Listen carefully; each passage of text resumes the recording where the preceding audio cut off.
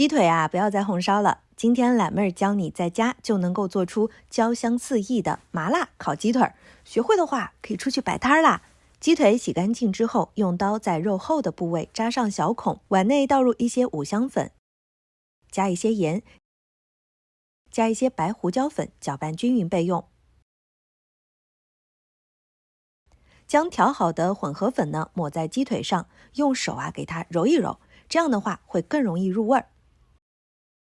鸡腿的正反两面都需要抹均匀，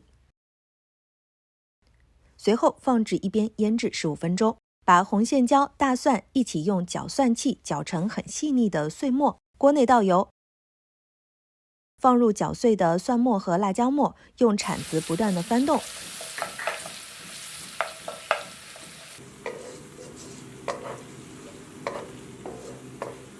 随后加入一勺秘制的辣酱，翻炒均匀。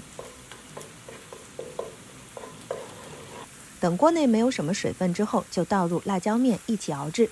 注意哦，你加了辣椒面之后火候一定要控制好，千万不要把辣椒给炸糊了。等锅内的辣椒出了香味之后，就关火，加入半勺花椒油，搅拌均匀。那这个辣酱汁就可以出锅了。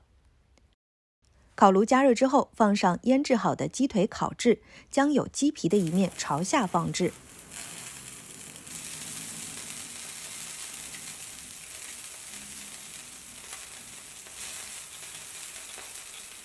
等鸡腿表皮变色，给鸡腿翻面，用刀在肉上面划上小口子。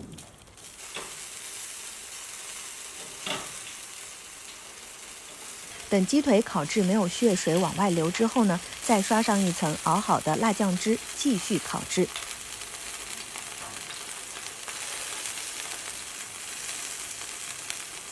直到把整个鸡腿上的辣酱的香味都烤进鸡腿里面了，表皮也变得焦焦的，那这个鸡腿呢就算烤好了。